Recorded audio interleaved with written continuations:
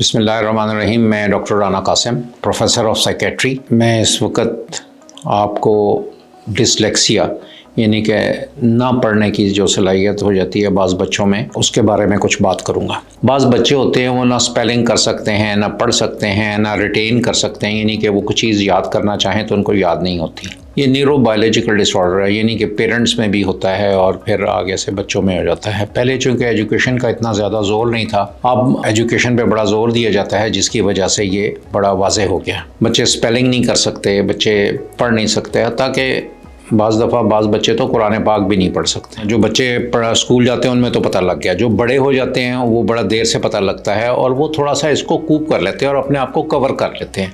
लेकिन डिसलेक्सिया अपनी जगह मौजूद होता है, वो कवर अप कर लेते हैं। मसलन आप कहीं जा रहे हैं या वो ड्राइविंग लाइसेंस भी वो बनवा लेते हैं और उनको ड्राइविंग साइंस भी पता होते हैं, लेकिन अगर वो कहें कि वो ज़ुबानी याद कर लें तो वो उनके लिए मुमकिन नहीं होता। हम बच्चे को अपने पास बुला के तो उसको बड़े अच्छे तरीके से उसके स्पेलिंग्स और उसका तरीक़ाकार उसको समझाते हैं, इसको कैसे डील करना है, बच्चे के माँ बाप को बताते हैं, बच्चे के टीचर को इन्फॉर्म करते हैं।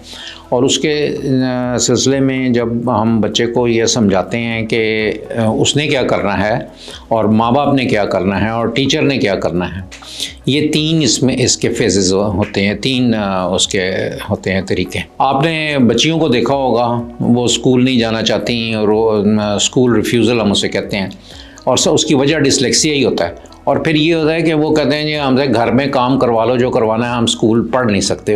उसका रीज़न जो उसके बैक ऑफ द माइंड होता है वो यही होता है कि वो चूँकि पढ़ नहीं सकते, स्पेलिंग नहीं कर सकते, लिख नहीं सकते।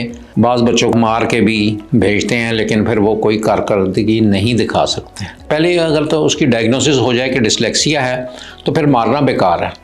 बाज़ बच्चे होते हैं जानबूझ के पढ़ने ही नहीं बैठते, जब पढ़ने ही नहीं बैठेंगे तो वो क्या वो उसको होगा, वो एक अलग सिचुएशन होती है। बहरहाल चाइल्ड अब्यूज़ से भी इज्तनाब करना चाहिए और डिसलेक्सिया को समझना चाहिए, और उसको कई ऐसे अब फील्ड्स आ गए हैं जिसमें डिसलेक्सिया वाले बच्चे काम कर सकते हैं। मसलन पेंटिंग कर सकते हैं बड़ी आसानी से, फिगर्स बना सकते हैं, और जो उनके सामने चीज़ मौजूद हो उसके बारे में वो बड़े आसान तरीके से काम कर सकते हैं। तो इसको अब मॉडर्न तरीक़ों से डील किया जाता है। तो अगर कोई बच्चा ऐसा हो, आपका मालिज जो है वो मौजूद है, आप उस पे आएँ और कंसल्टेशन लें और इंशाअल्लाह डिसलेक्सिया के बच्चे जो है बेहतर हो जाएंगे। शुक्रिया।